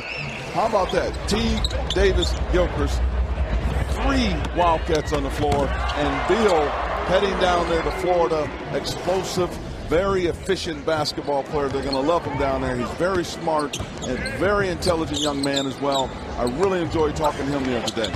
Wiltjer misses the three-pointer. Pangos gets it back to Kyle. They played on Team Canada together. Bertans for 3. The reason Bertans is such a very good player is because he gets his feet set. He's always looking shot first. And he's waiting for you just to give him a little bit of room. He has a pure jump shot. And at 6'7", 6'8", we even think he might be 6'9", he can really score the basketball. His father coaches in a small town in Latvia, and he literally had to the keys to the gym, and that's why he was able to go there so often. Davis Bertans from Latvia plays for Olympia junior team there. I believe that's the 9th block for the world team. USA has 10 blocks in the game. It tells you again about the athleticism on the floor. Austin Rivers on the floor with Marcus Teague, Michael Gilchrist, Brad Beal, and there's Teague floating in with the left hand right before the buzzer sounds of the shot clock violation. So a score by the USA. They now lead the world by 11 with 8:15 to play. Pangos. Nice pass. Sure was, and a fine finish by Mariusz Ponitka from Poland. Ponitka is one of those players, again, that always is on the move, plays very well off the ball. Rivers being defended by Bertans. Austin trying to take his man. Instead, he goes to Beal, who makes a marvelous quick move and kicks it out. Teague with the floater. There's that floater again. Dangerous weapon by so many guards that understand the game and use that as a big-time weapon over big people. Remember, they need 8 seconds to get it across the shot, across the timeline. Biyombo goes inside, but gets fouled by the USA. I think Tony Parker was one of those European players that brought that floater over to the country. I remember seeing him when he was a lot younger, when he first started playing against USA. They couldn't guard him because he was so quick, and he had that floater in his arsenal. Bertans misses the three badly. U.S. gets it. Is there a foul call by Ponitka, or did the U.S. step out of bounds? I believe Michael Gilchrist had his right foot on the sideline, stepped out of bounds, so turned it over. The world team was trying to challenge here. Remember, the world team had a 15-point lead in the third quarter. USA rallied last year to win by 4. Pangos missing the three. Ponitka is fouled as he tries to put it back up, and he will be at the free throw line. Mariusz Ponitka. His Polish team lost to the United States in the World Game last year badly by 30 points. And Ponitka said yesterday, yes, revenge was on his mind. They still have 7 minutes to play. Well, it can be on his mind, but realize you've got McAdoo, you've got Cook, you've got Adonis Thomas, you've got Beal. I mean, these are players that played on that 16 and under, 17 under World Championship team, along with Gilchrist and Teague and Tony Rutan and Rivers. The only players on the floor, Raheem Christmas, I should say, on this team, and Anthony Davis are the only 2 players that did not have USA national team experience. So you've got a lot of players that understand how to play and close out games on that USA team. Beal was named most valuable player. That classic in Germany. He's on the floor wearing number 8. Meantime, number 9, Michael Gilchrist, is going to Kentucky, knocks down a jump shot. Pangos ahead to Kyle Wiltjer. He may be going to Kentucky, but the way he's playing, I don't know how long he's going to stay at Kentucky because he's had a phenomenal game. Kevin Pangos on the drive, floats it up, misses the shot. Controlled by Anthony Davis, that long wingspan. Up ahead to Austin Rivers, who is fouled. You know, understand Anthony Davis just rebounded the basketball. And this is when we talk about going from a point guard to a 6'9" player that can rebound, put it on the floor, and make the pass. This gives your break so much more quickness because you don't have to find a point guard. When you have your 6'9" guy can rebound and be your point guard and hit ahead, it just makes you so much more faster in transition. So for running teams, if you've got big guys that can rebound and put it on the floor, it makes you super quick in transition. He'll get his own rebounds. He averaged 22 per game this year at Chicago Perspective Charter High School while averaging 32 points per game. Yes, he will. Austin Rivers heading to Duke. This is the shot. Guerra with the rebound and pushes it ahead to Kevin Pangos from Canada. Fournier from France misses the shot, and it will go out of bounds to the world team, who still trails by 13 points, nearing the 6-minute mark. Fortier continues to get in that lane. I really like his game, the way he puts it on the floor. He can penetrate, keeps his head up, always thinking attack. And if you overhelp, he makes the right basketball play. 8 on the shot clock. Wiltjer steps back and then loses the ball as he tries to pass it inside to Fournier. Quinn Cook backs up. Cook is real smart with the ball also. You see the way he's always under control, always has his head up, always looking to make the right basketball decision.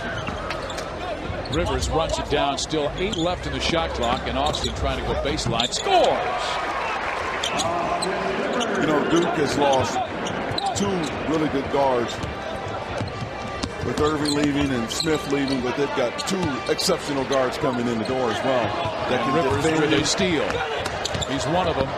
Oh, man, he's something special. Well, they put the trap on him to begin with, and then he takes off in transition. Really does a nice job of shaking and baking and getting by his guy, but this team is going to be exceptional, this Duke team, because they got great guard play. They can pressure you defensively and get out and run. They can make basketball decisions and outstanding in open court transition. 17 points, Rivers.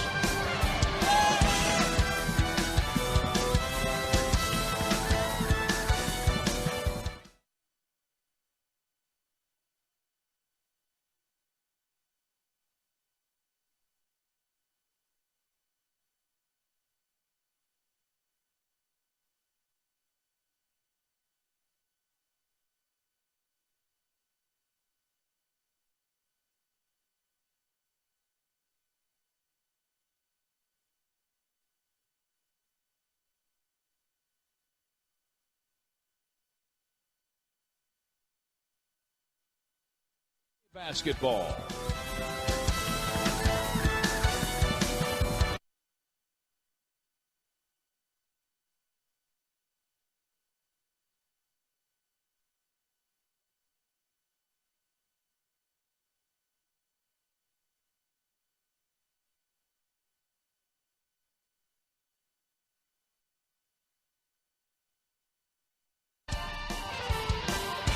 The 2011 Nike Hoop Summit from Portland, Oregon is brought to you by Nike Basketball and by USA Basketball. Welcome back to the Rose Garden in Portland, Oregon for the 14th annual Nike Hoop Summit, and it has been a block party tonight. Well, it certainly has, and I'll tell you, with both teams having the athleticism to get up and down the floor, Gilchrist on the block, he's played phenomenal in the game. And then again, even on the other side of the floor, Biyombo says, get that stuff out of here. He's on the block. And again, he says, get it out of here. You understand why the pro scouts are drooling over his athleticism. This is an outstanding game with some great athletes on the floor. 4 years ago, a guy by the name of Nicholas Batum had a terrific game here at the Nike Hoop Summit. He now plays for the Portland Trail Blazers, and he's with our Rebecca Harlow. Well, Steve, if by terrific you mean leading all scorers in that game with 23 points on 9 for 13 shooting, that would be Nick Batum. But, Nick, that night you were going up against Kevin Love, Derrick Rose. How did that game in particular prepare you for the NBA? It was huge for us. It was huge, especially for me, to play against all those guys. I heard about like Derrick Rose, Kevin Love before the game, and I remember when I went warm up, I saw those guys dunking every time. I was like, they're gonna kill us. I won't play this game, man. I just come on the court to just play my game. I had a good game, but we lost. You grew up in France, and a lot of the guys out here growing up all over the world. So how important is it even just to come play in the United States and experience what that's like off the floor? Because you can show your skill in your game. Against those American guys, you have the chance in Europe to play against your guy. And you can come over, just play against the best high school player. You can show to the GM, the scout, if you can play up now in NBA. And that's what I did. Over the last 2 years, it's been really important for you to talk to the world team members. You've taken the time with playoffs right around the corner to meet with these guys. What's the message? Just told them just to play basketball. Don't think about yourself and try to win the game. If you try to win the game, you're going to make a good game, because if you think about yourself, you're going to lose by 20 or 30 maybe. So just play your game and have some fun. Just have some fun and enjoy the experience. Nick Batum talking about being a great teammate, still is a great teammate and a lockdown defender for the Portland Trail Blazers, guys.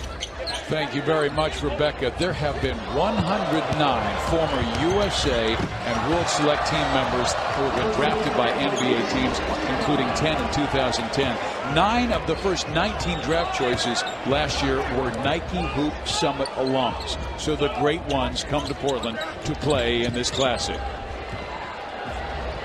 Win Cook on the floor with Michael Gilchrist, Brad Beal, Rakeem Christmas, and Austin Rivers.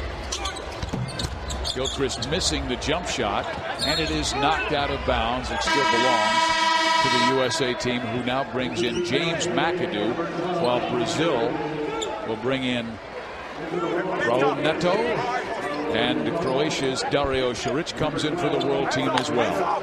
Well, Christmas was just on the floor, and I just watched the block out situation where he got kind of held out of the play, but he's going to have to really learn that next level, there's a lot more energy that needs to be put out on the floor, but he's got a nice frame, nice body. I mean, Christmas is going to have a nice career at Syracuse. How about Austin Rivers going to Duke? Now has 20 points to lead all scores tonight. Biyombo, though, controlling inside. He now has a double-double with 10 points and 10 rebounds. Well, you can see he's a young man that has not played a lot of basketball. He plays for club teams that didn't want him to come over here and play in this Hoop Summit because they didn't want the NBA scouts to see him, and you can see why. He's got such a great explosive game on him. Quinn Cook outside. USA beginning to pull away inside of 4 minutes to go in this 14th Classic. Looks like U.S. will go up 11-3 in the overall series, as the world team won in 1996, 1998, and 2 years ago in 2009. Marcus Teague, who told you heading to Kentucky. I mean, you look back at the drafts we've had. 2008 as an example. The first 3 players taken that year, Derrick Rose, Michael Beasley, and O.J. Mayo, all are Nike alums. Well, they all are Nike alums, and they all are representing USA. And there was a time, I've been on the USA basketball committee, where kids, they weren't as committed during the summer as they are now. But I think the success that USA basketball started to have overseas, this last group with LeBron James and Dwayne Wade and all that, they have really changed the face of USA basketball. And if you look at the who's who in college basketball and pro basketball, they're going to have USA basketball on that list. Almost 9,000 here tonight. This record was set 2 years ago. Over 11,000 fans here. And obviously a lot of excitement because a local lad is here, and that is Canada's Kyle Wiltjer, who went to Portland Jesuit High School and led them to 3 state championships. A lot of cheers for both the USA and world tonight. How tough, Ernie, is it to bring all-stars together in such a short time? You've been a coach 3 times, twice as an assistant, once as a head coach for Team USA. Well, it's extremely difficult, and the key thing is to get character guys that really want to win and represent the name on the front of the uniform, USA, and not the back. Because when you go overseas, those teams take so much pride in beating the United States. So this is a very good basketball team. And I tell you, the most important spots on this team is the guys that are in that, you hate to even say the 10th, 11th, 12th, 13th spot, because they're not getting a lot of minutes, and they have to be guys that were superstars on their high school team that can handle that situation to keep the chemistry right. So my hat's off to Coach Sutton, and I look at the bench over and I look at this team and I watch them in practice. They're a very good basketball team together with each other to really get along with each other well. Ponitka with a sweet move inside, and Poland is cheering because this is a young man who is so talented, and they like his future in Europe. Roten back in the game, and Tony flipping it to the corner. That was McAdoo that got that shot. How about the look of that jump shot? I mean, again, he's got a nice game on him as well, too. Fournier misses from the corner, but put back in. Or Ellen Wong, one of the two, but he is a very good basketball player, one of the best players from China that's played in this summit. We've got to explain that because we have been told it goes by Ellen and also by Ellen Guang. Another block on the floor, and Biyombo has just put on a display here. He needs one more block for a triple-double. He's so explosive off his feet. He's athletic, he has springs, but he just elevates so quickly. When you see how quick he gets up, you know, watching it at home doesn't do it justice. When you see him in person in practice, we saw this the last couple of days, he's just so active, and he has such a great bounce in his run. He has 10 points, 10 rebounds, and 9 blocks. And my guess is the way USA attacks the basket, he's going to have an opportunity to get that triple-double. Wow. And once again, fans, he has put his name into the NBA draft. And we were talking with several scouts yesterday who said, yeah, they're looking at him in the first round, even though he's 18 years old and just started playing basketball a few years ago, because he is from the Democratic Republic of the Congo, 6'9", 240. And what they're doing is they're projecting this young man to see where he'll be, not now, but where he'll be 4, 5, 6 years down the road. Well, get him over here and let him develop plan and practice against some great players. Get him in a situation where you got excellent weight rooms and strength coaches and trainers and all the things and all the intangibles that allow a player to develop. That's what the pro scouts are looking at. If we can get him in our system now and start to develop him. I mean, look at what he's done already. And again, he's played in a pretty good environment from where he's come from, but he has an opportunity to really grow. His upside is really, really good in this young man. On the other side with the U.S. players, how well will the guys fit into certain programs? We already talked about Tony Roten seems to be perfect for what Lorenzo Romar does at Washington. Well, Bill's going to be perfect for Florida with the way they play. Obviously, when you talk about Adonis Thompson and you go into Memphis, athleticism, they press, they run, they're going to be good. North Carolina with McAdoo, his length, his size, the ability to score inside, outside is good. The 4 guys going to Kentucky, all of them are great for that system. They put it on the floor. Gilchrist, outstanding player. Davis, outstanding runner and player. So I look at it, Cook, Rivers going to Duke. Everybody does what the programs, how they play, everybody on the floor fits. So that's recruiting, Steve. Somebody did a very good job of evaluating talent. Obviously, they're some of the best players in the country, but they fit what those teams do and how they play. Anthony Davis coming out of the game with 1:44 to go as Bismack Biyombo will be at the free throw line, nearing a triple-double. This young man with 10 points, 10 rebounds, and 9 blocks. 12 points, excuse me, 10 rebounds, and the 9 block shots. Fans, it's time to take a look at our Nike Player of the Game, and he was the Naismith Award winner this year as the National Player of the Austin Rivers. Well, he gives you an opportunity because he's the complete package. He defends, he can shake you in transition. I had a chance to visit with him, and I talked about how focused he is. He wants to be great.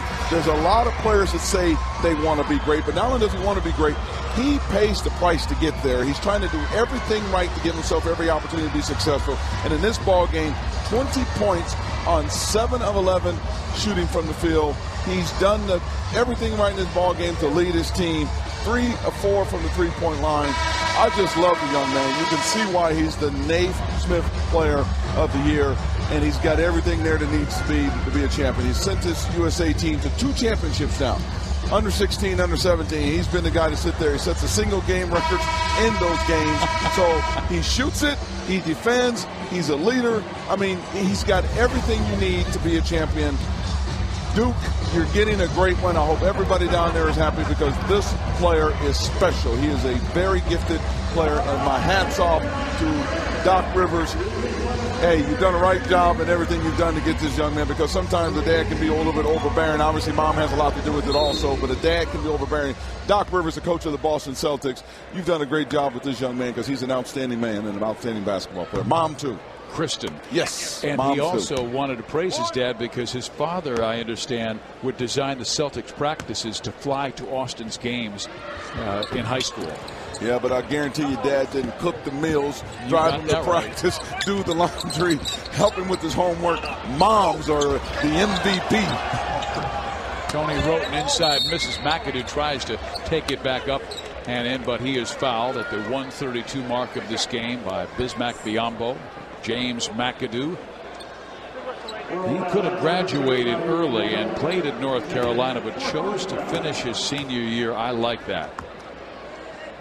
He was He made history when he became the youngest to win the USA Male Basketball Athlete of the Year. Usually that goes to an older player. He was 16 at the time, named up with a 16 and under team. Well, he's the nephew of a great one, too, in Bob McAdoo, who attended North Carolina. So, you know, I look at him and I just think he's going to be special because he's so mature, all of these players, but he's one of the ones that's just focused and calm the way he plays. He doesn't get too up, he doesn't get too down, he just gets ready for the next play. And those are to me, those are the great ones. Here's that jump shot by Davis Bartans, missing it. And Bismack Biyombo loses it out of bounds with 1:09 to play. Looks like the USA will win as they have a 17-point lead. And this will push the record to 11-3 in this Nike Hoop Summit. World team winning twice in the 90s and 2 years ago. Biyombo claims another rebound, so he has 12 points to go with 11 rebounds and 9 blocks. Well, they're saying USA last touched that. I thought Biyombo kind of stumbled it out of bounds, but Kyle Wiltjer with the basketball. And banks in a three-pointer. Well, I look at the floor, and even though Rivers got the player of the game, he's a Naismith player of the year. Gilchrist all-around game. Davis, long, shot blocker. Roten, I mean, really sees the floor extremely well. Teague, Cook, Rivers, all outstanding point guards. Wiltjer can really shoot it, really has a tremendous feel for the game, too. There's so much talent on the floor, and again, every single player fits the program that they're attending, all the way down to Pangos, who's going to Gonzaga. He fits the prototype Gonzaga point guard. He can shoot it. He's smart. He understands the game. Great leadership, too. Tony Roten inside gets fouled. He'll be at the free throw line after he drove the lane through a nifty pass to his teammate Teague, who gave it right back to him. But Biyombo not only blocked the shot, but picked up the foul. And if Biyombo was able to pick up that block without fouling, he would have had a triple-double tonight to go with 12 points, 11 rebounds, and his 10th block. I'm giving it to him because that was a good block. He made another great play on the ball. So, I mean, he's put on a display over here, Steve. Yeah. He really has. He's played very well in this game. So new to the game, introduced to basketball in high school. Roten knocks down the foul shot to give USA a 14-point lead with 7.5 seconds left. Thank you, everybody. One more for the Wildcat. I'm not sure if they're giving it to Biyombo or Lucas Riva Nogueira, but it's all over as the shot will not fall by the U.S., but they do claim the victory in the 14th annual Nike Hoop Summit. The USA wins 92-80, and they now lead the series 11 victories to 3, Ernie. Well, they did it in a way that they defended extremely well, but they played such unselfish basketball. For superstars coming out of high school to come together like this and represent the USA. Watch the passing that's just on display here. Gilchrist goes out to Cook. Cook back to Gilchrist. Boom, big time finish right there. You've got point guards all over the floor that know how to play. Obviously, Tony Roten was exceptional in the game. His court vision was extremely well. And Teague with the no-look behind the back pass to Davis. 3 great point guards.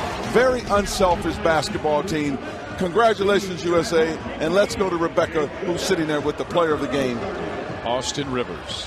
Well, guys, if by unselfish you mean 17 USA guys with assists, how did that make the game so much easier offensively? When you have the guys passing the ball like that, it makes everything easier. All of our guards, we're getting the ball, the open man, and we are converting. So that's how we won this game. World Select team comes in with solid guard play, but how did this defense, how did you guys take them out of their game, not allow them inside? Well, basically the coaches told us to pressure them, just pressure the guards and get right up in them. One thing we do have over them is our athleticism, so that's what we tried to use. We tried to make it a fast-paced game, and that's what we ended up doing, and that's how we had to score to a double-digit deficit. We're going to see a lot of these Team USA guys playing together for years to come. What's your favorite part about the obvious chemistry that's on this squad? One thing people were, skeptic, of us coming in here is people didn't know that we could play together. But we've all played with each other in AAU or played against each other, so we all know each other's game, and it's just real fun to play against, play with one another because we all know each other's game, and it's so easy, man. It's easy to play with Quinn Cook and Teague and Gilchrist and Davis and all those guys because we all know each other's game. Congratulations. Thank you. Austin Rivers continues to make it look easy on no matter what level, but Team USA with back-to-back wins over the World Select Team. Guys, it's another showing of superstars here at the Nike Hoop Summit.